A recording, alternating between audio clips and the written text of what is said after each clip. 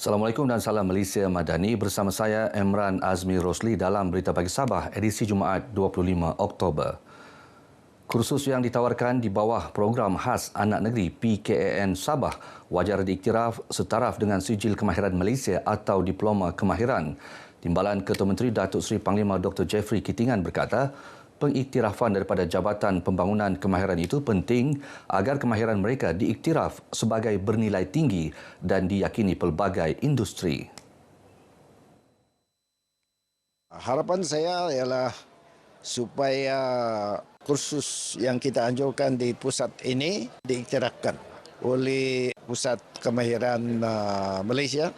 Pengiktirafan ini akan memberikan mereka lebih keyakinan dan juga menyampaikan satu mesej bahawa kemahiran mereka itu bernilai tinggi.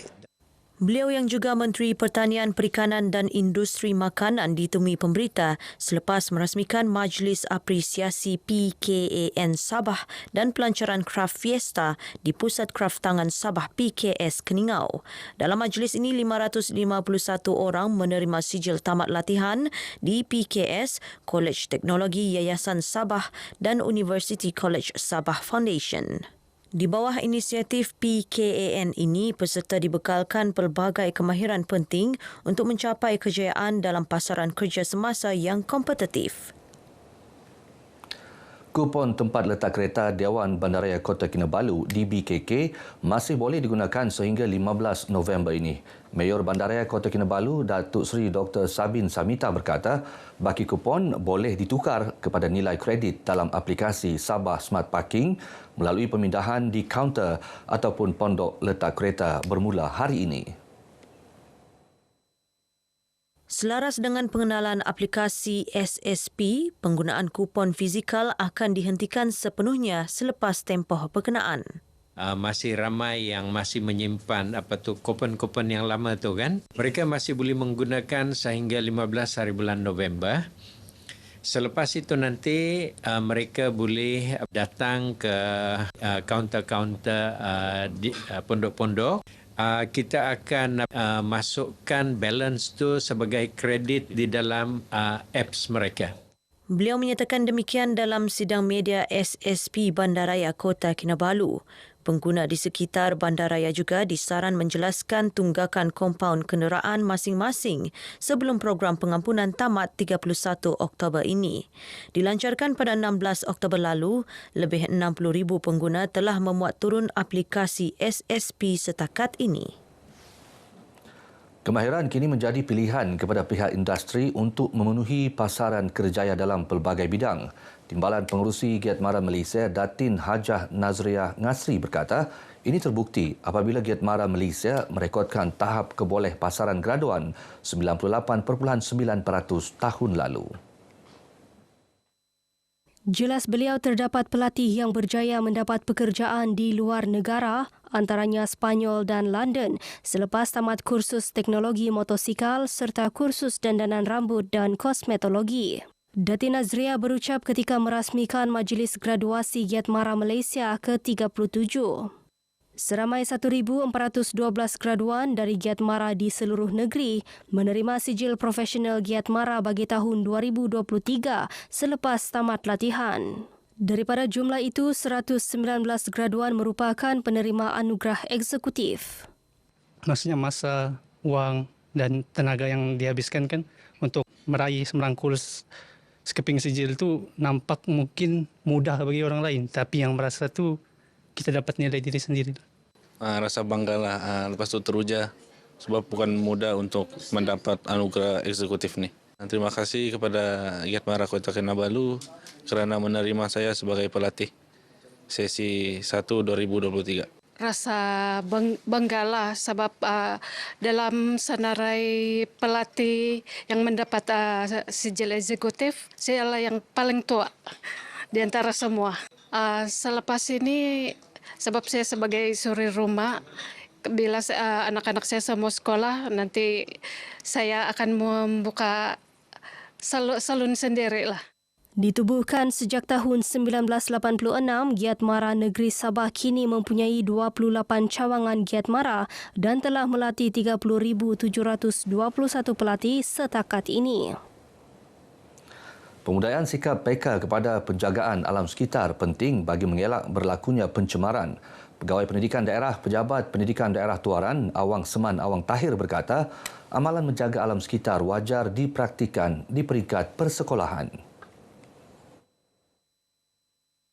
Usaha itu termasuklah mengurangkan penggunaan plastik dan bahan-bahan buangan seperti sisa makanan.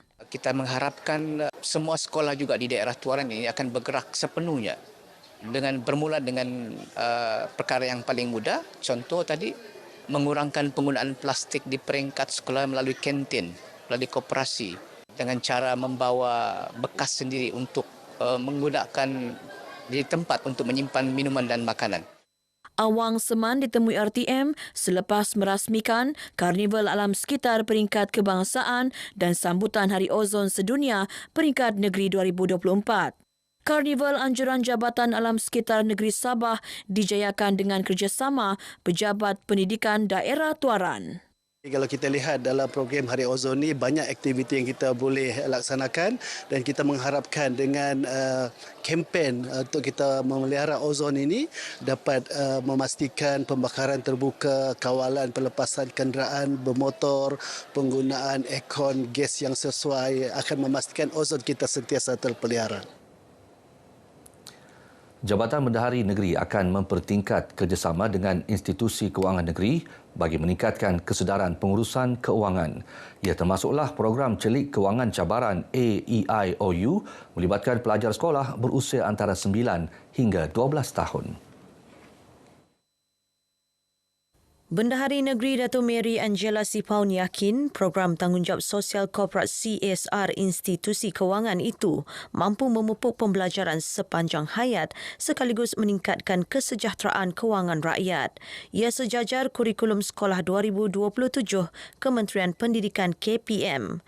Beliau berucap dalam program celik kewangan cabaran AEIOU di Sekolah Kebangsaan SK Malawas Panggar. Program julung kali diadakan ini disertai pelajar SK Malawa, SK Keronggu Inanam dan SK Rangalau Baru Tuaran. Dilancarkan pada 2015, program ini diiktiraf Bank Negara sebagai program celik kewangan terbaik sekolah pada 2017. Sehingga kini 140,000 kanak-kanak telah mengambil bahagian dalam cabaran AEIOU dan lebih 1,200 guru berpeluang mengendalikan bengkel celik kewangan di lebih 1,000 buah sekolah di seluruh negara. Jarak Saidi dan Jamilah Hancus dinobatkan johan pertandingan akhir Bintang P. Ramlee peringkat Zon Sabah 2024. Mereka akan mewakili negeri ke peringkat kebangsaan di Stadium Perpaduan Negeri Sarawak pada 30 November depan. Ketika ditemui media, Jarak Saidi dan Jamilah Hancus masing-masing berharap dapat mengharumkan nama Sabah dalam pertandingan akan datang. Perasaan tu memang betul terkejut sekali kerana ini yang pertama sekali saya mengikuti Bintang P. Ramlee, tiba-tiba terus pergi johan untuk zon Sabah. Begitu mengejutkan. Macam tak percaya pun ada. Mungkin selepas ni mungkin kita akan buat persiapan lah. Mungkin daripada lagu ataupun daripada sembahan. Kemenangan ni dah disangka-sangka sebenarnya. Jadi terkejutlah. Latihan tu dalam masa 2 minggu lah macam tu. Hari-hari siang malam sambil masak sambil itu latihan. Harapan saya dapat buat yang terbaik, dapat mengharumkan nama Sabah, insya-Allah. Jarak dan Jamilah masing-masing membawa pulang hadiah wang tunai RM3,000 beserta trofi dan sijil penyertaan. Turut disampaikan hadiah sagu hati RM500, trofi dan sijil penyertaan kepada 4 finalis.